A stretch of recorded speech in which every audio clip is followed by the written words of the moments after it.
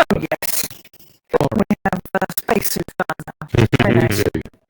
We do. And I must be in a hole. Yep, there we go. I was in a crater.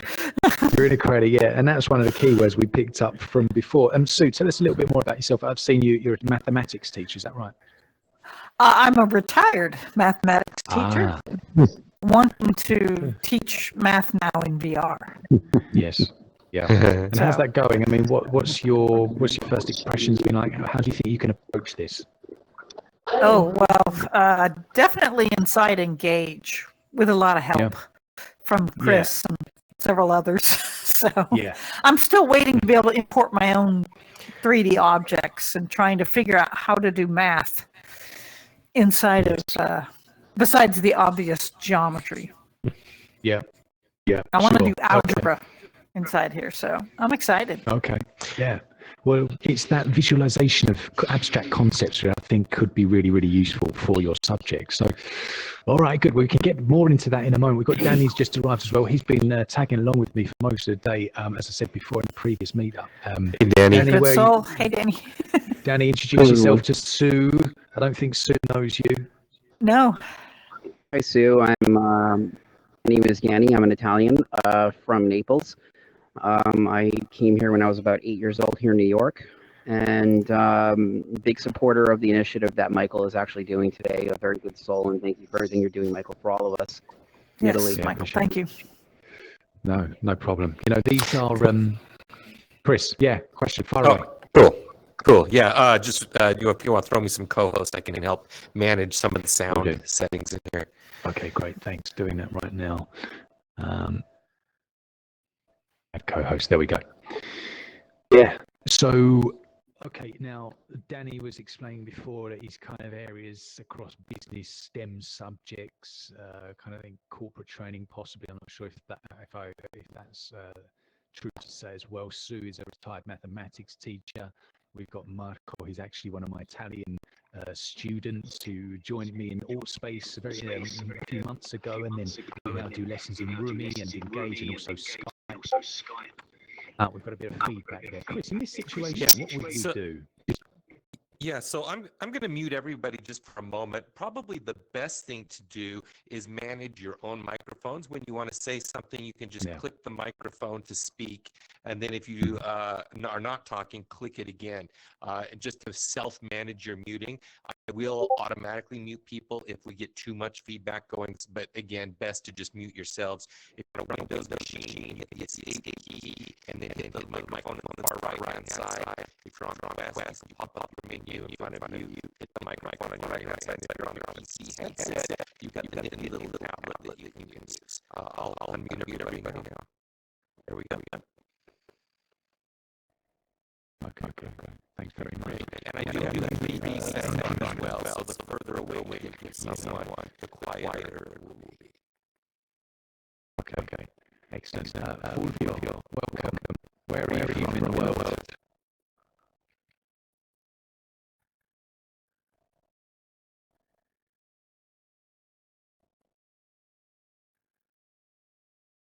Yeah, we can't hear you for some reason. You're not muted, so you might want to check out your audio. You are now muted, and now you want to maybe unmute yourself as you test your audio. It'd be great to listen to where you're from. Here we are. We've got a cameraman as well, so we might be capturing some things. But today, it's not a problem that there might be many non-native English speakers. Marco himself is a non-native speaker. Danny's been in the US for a long, long time now, so he speaks both Italian and English. What about you, Sue? Do you speak any foreign languages? No, I don't, sadly. I'm in Arizona and very close to the Mexican border, so that would have been smart to learn, but no, I don't. Yeah. Okay. So I teach English in virtual reality, and these are one of the contextual spaces. That's C words that we've covered a few times now. I'm not talking about the coronavirus. I'm talking about, obviously, the context, which is immersing ourselves in another C word, a crater. And, I think it would be a good idea today for us to maybe talk a little bit more just about maybe space travel, maybe bring in some of the other features of Engage to stimulate how people might be able to learn just languages in general, maybe teach languages, but also just to maybe hold meetings in here here as well. And I'd be interested to hear from Danny and Chris and other people about maybe, is it outside the box, thinking outside the box in terms of these immersive experiences, and maybe how it might stimulate greater creativity as well. And I'm not talking specifically in languages. So there's a whole host of things that I think we could cover in the next kind of 45 minutes. Yeah, maybe we could kick off. Danny, if you want to unmute yourself and just answer me this question. What about space travel? Because I asked you this before. Gave you a ticket to go to the moon, would you go? You said yes, but do you think it's a realistic thing to say that we will be traveling to the moon in the future?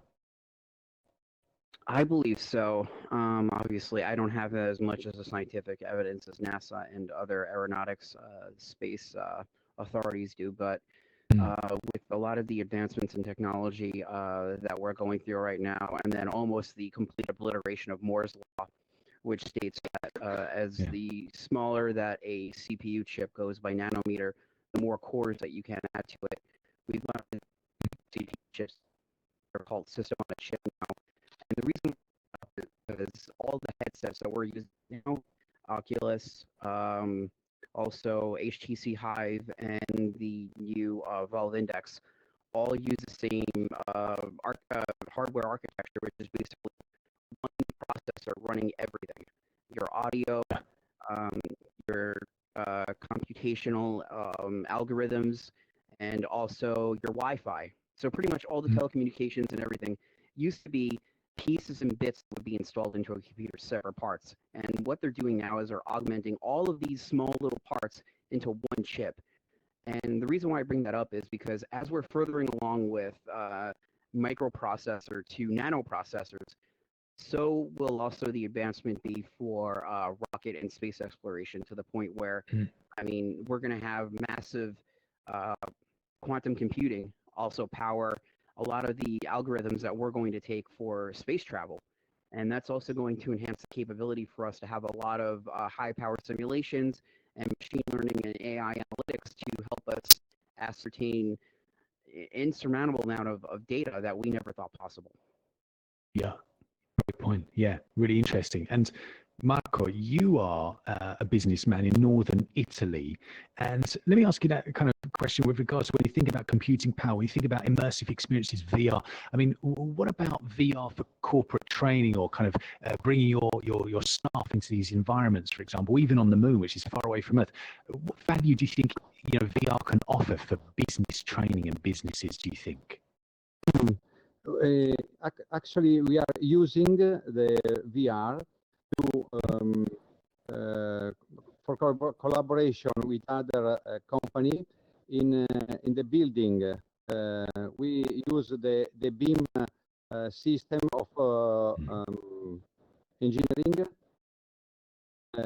So we use the 3D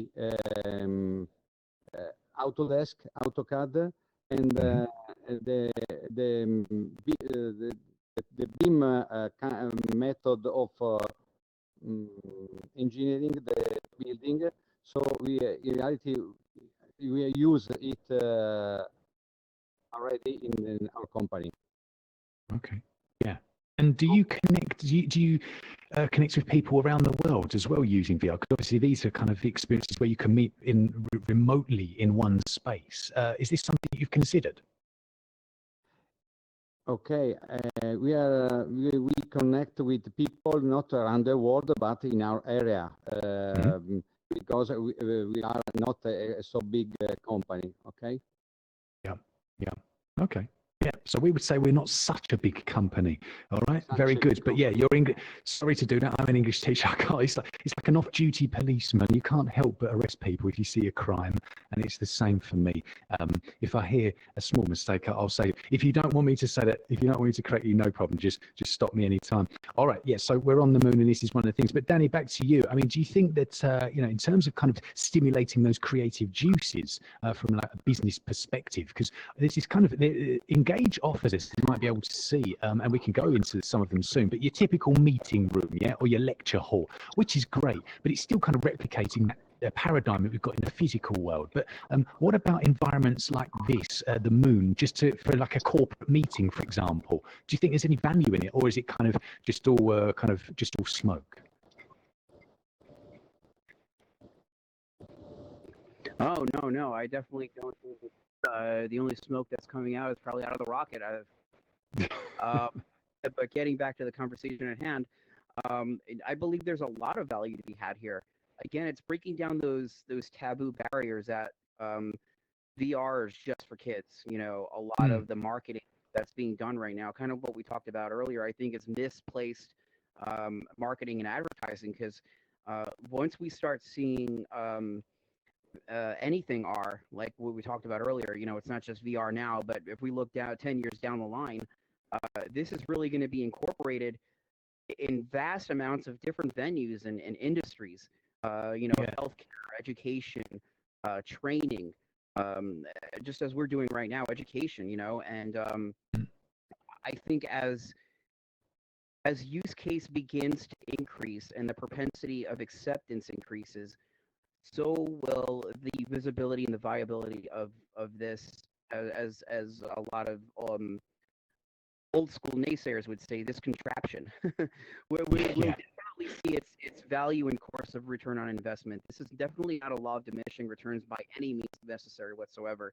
The more we start as a human race beginning to embrace this and see the value add for so many organizations and people from every gamut of society, from every socioeconomic class, those that don't have the capability of having this kind of technology, and to reinvigorate them and to let them harness this on everyday life will allow us to break down even those geographic barriers. You know, Sue may be in Arizona, you might be in Chandler or Mesa or somewhere in.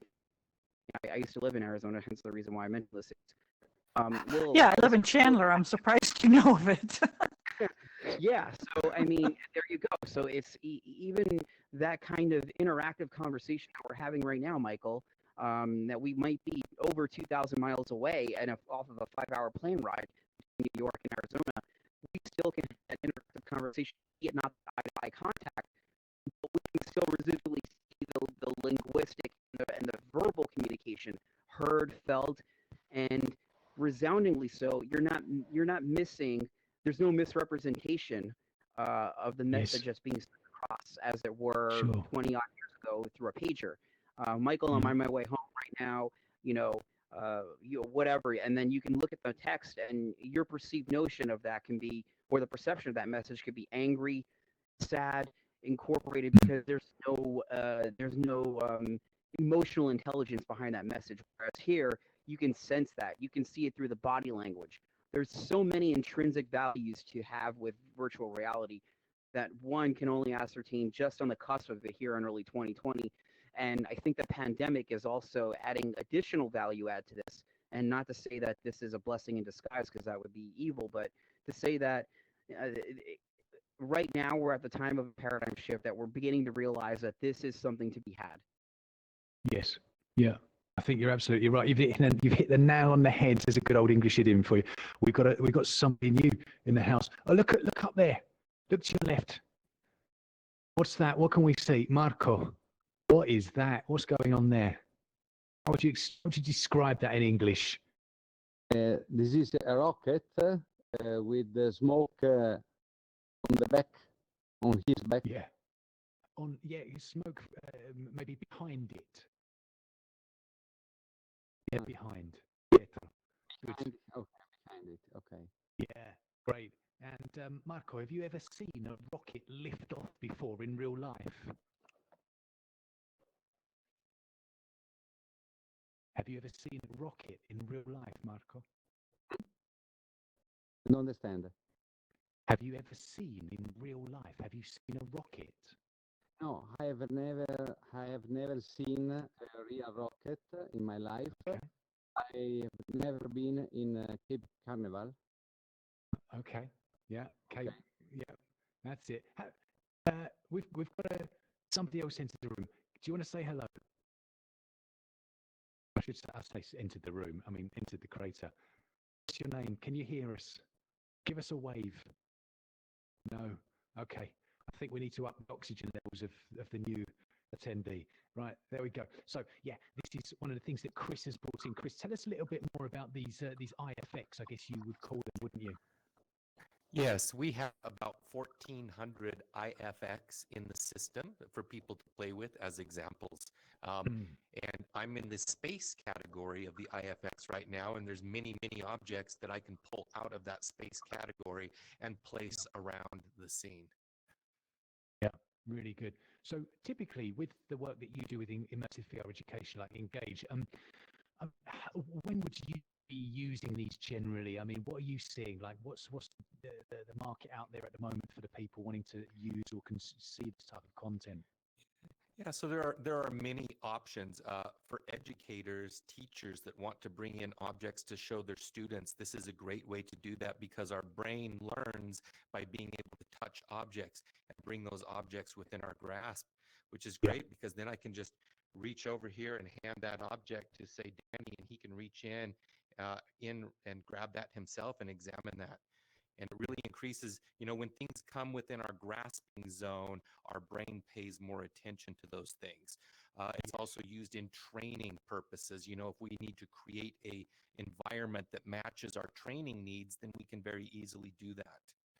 Yeah, excellent. Okay, so this is a buggy, and again, coming back to the languages, because I shouldn't forget that this is, all to do with VR language learning. And when you have a buggy like this, I mean, even simple things like prepositions, which is like, okay, where's the buggy? It's above me, or it's on my head, above, on, touching or not touching.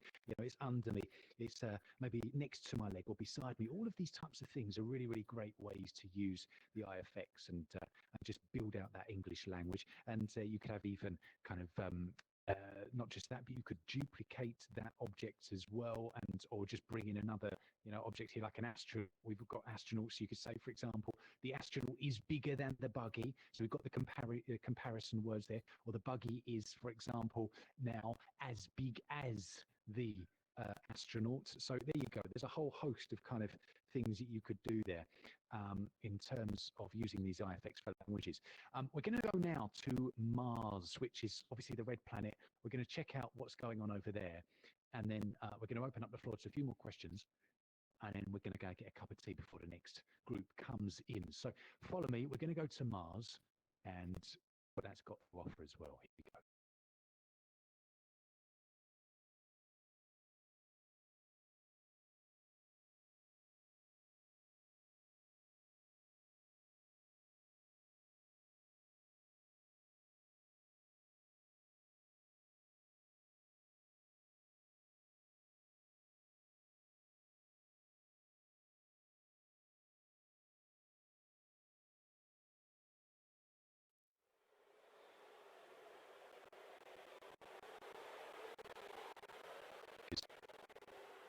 He was here before, a few weeks ago with me. There we go. And the buggy's moving. Verbs, I spoke about prepositions before, on, beside, over, under. The verbs, it moving forward. So, I think Steve's some of these things as well. Posterity, another thing, no one ever sees this in the future. They will understand how to use this technology for language teaching. For example, you could say to them, okay, what's the laser doing? It is burning inside of the rock.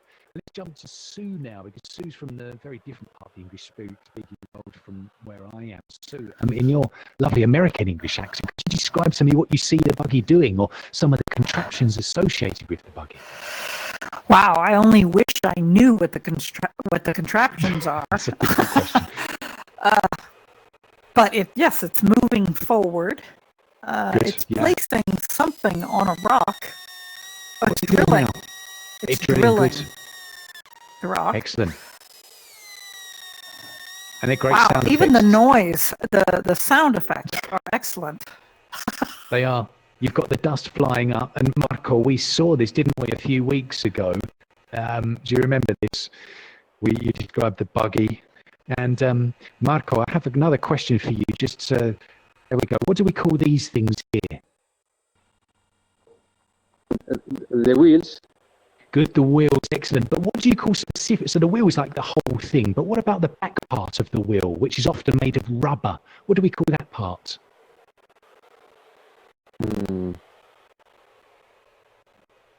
Tire. Rubber. Tires. The tires, yes. Okay. Good, yeah, there we go. Okay, so Chris, you showed us the buggy in the preview. we've got the bug in a different kind of form moving around. And you've actually talked about with the information panels. You can bring up some videos and stuff.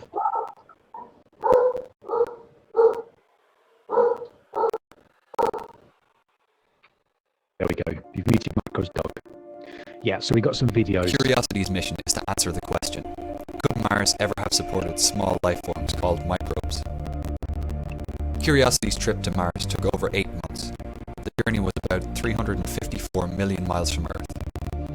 Curiosity landed here in Gale Crater, which is 96 miles wide, with a giant 3-mile-high mound in the middle.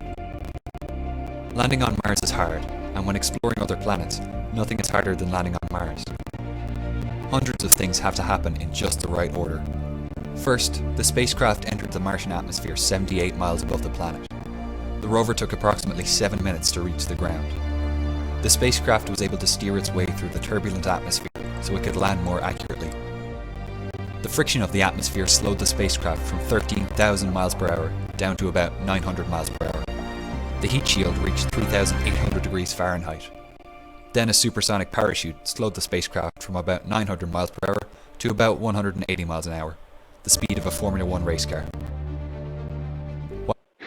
So I've just paused that, and that's something you can do as well. If anybody, I mean, Sue, you spoke to me earlier about teaching maths in there, and I'm sure you know already this platform very well, but anybody watching this in the future, you just press the menu button, and you can bring up the media tab, and you can press pause there.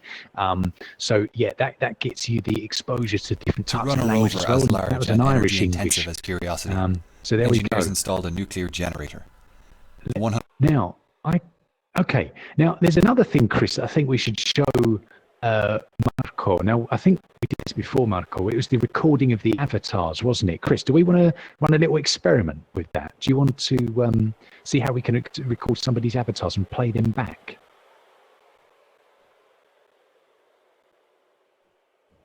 I think he's gone. Yeah. To run a rover as large and energy intensive as Curiosity, engineers installed a nuclear generator. Okay. The 100-pound device produces 2,700 watt-hours of electricity a day. But not the video. Interesting. No problem at all. It's all part of the fun and games. We're going to press another thing here, and what's this? The power source. To run a rover as large and energy-intensive as Curiosity, engineers installed a nuclear generator. Okay. The 100-pound device produces 2,700 watt-hours of electricity a day. Yes, I can hear you, and when you're ready for me to make a recording, I can make a recording of all of us interacting. Okay. That would be great, yeah. So we're going to ask another question to Marco. Marco, would you like to travel to Mars? Is that something you would like to do?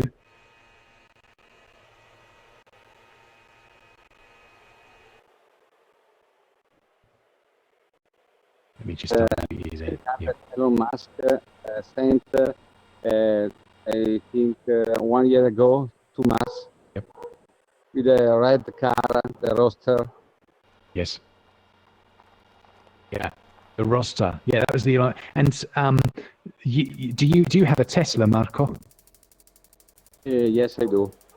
Yeah. Okay. Good. So you're very much somebody with his finger on the pulse of the technology, and who knows, maybe you yourself might be going to Mars.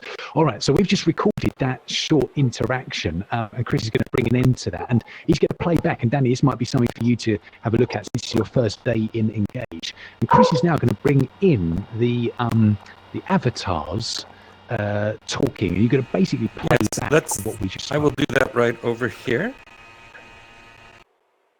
Here we go.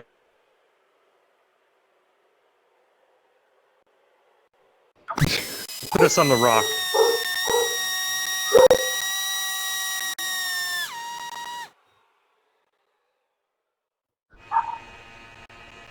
The red car, the roster. Yes.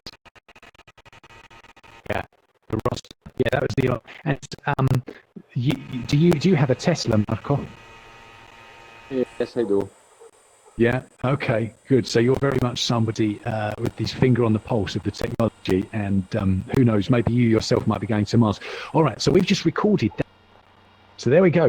That's me. That's amazing. And Chris, what about in terms of, if we're talking to kind of teachers or business owners out there, that type of technology, obviously for language learning, is fantastic because you can build out those metacognitive skills, get them thinking about the students. That is, what exactly is they're saying, for example. But what about from a business perspective? Why might that be useful? Well, it allows us to rewind time. So if we were having a business meeting, for example, we could relive that meeting as though we were there in the original meeting. Yeah. Yeah. And it's also fantastic for training because if you're doing something training, now you can step out of your body and observe yourself doing that training. Sure. Yeah. I mean, it opens up a whole new potential. Danny, I can't see your smiling face, but I'm sure you're giving a little wry smile there because you've not seen Engage before today, have you? And what do you think about that recording feature? Let's just unmute you there. There you go. That was pretty amazing. Yeah. It's a lot better than actually recording a meeting in Microsoft Teams. Yeah. It's particularly, and the recording can be full size too. It doesn't have to be tiny. Sure. I don't know if you realize that, but yeah. We can actually be standing right next to ourselves, same size. Yes, exactly. Yeah. Okay, good. Well, I don't want to keep you all too long. I know some of you certainly are very familiar with this platform. I know, Danny, it's been a great opportunity for you today, I think, to see some of the features involved. We've had a look at the Earth, Mars and the Moon, some of the features as well with the buggy, for example, describing prepositions and verbs and all that good stuff, and also listening to different accents, because Marco, I don't know if you heard that, but the person narrating, the person talking on the video there was actually from Ireland. I think it was an Irish English accent. So you've heard my British English. You've got Chris out there in Salt Lake City, I think, if I'm not mistaken. You've got Danny out there in New York. You've got Sue in Arizona. So, and there is, I think, what looks like a South Korean hovering about somewhere. I think he's in the mountains somewhere. But one final question from me before I leave you and I prepare for the next class coming up, which is, Chris, is this effectively like what do they call a persistent reality? Could I literally just keep walking on walking? You can hike all the way to the top of that mountain and look off the other side, yes. Oh, wow. Well, I think that's probably going to be something I'm going to do. And you could, there we go, you could try and stand up on the mountain. All right, great. Is there, Marco, do you have any final questions in terms of advice or things that maybe you think we could do better with this technology to support language learners, for example?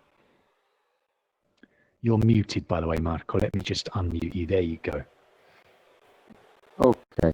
I don't know. I think that the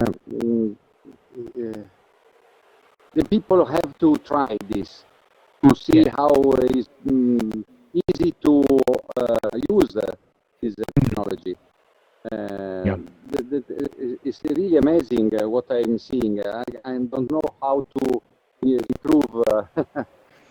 Yes.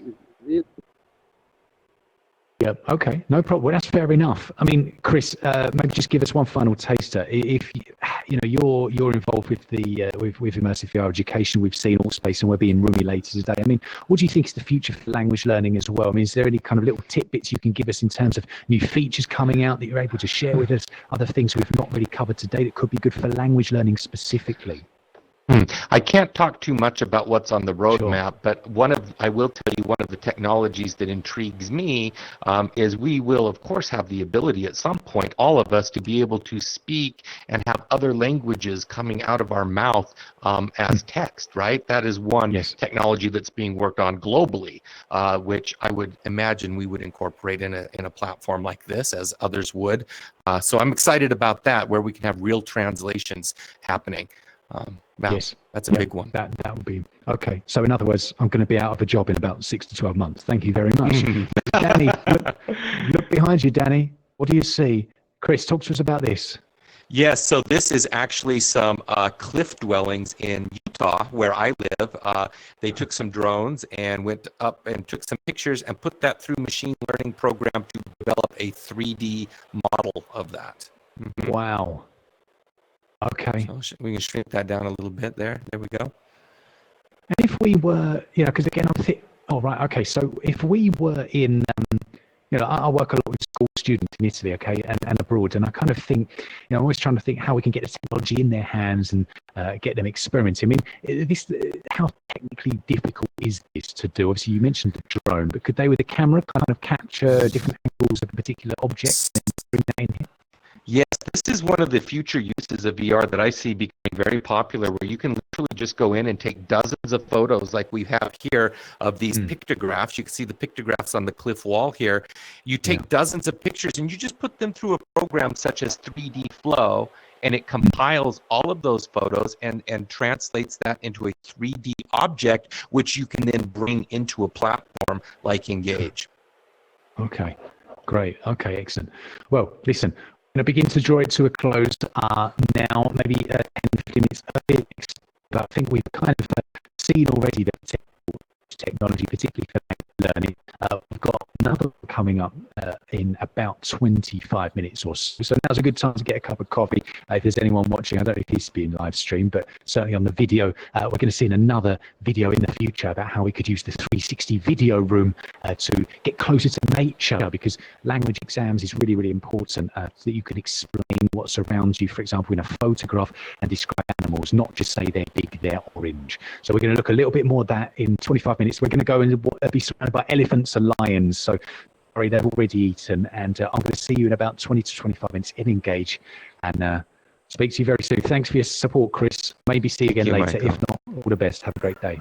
Thank you, Michael. Thanks, Sue. Thank you, everybody. Take care. Marco, ci vediamo dopo.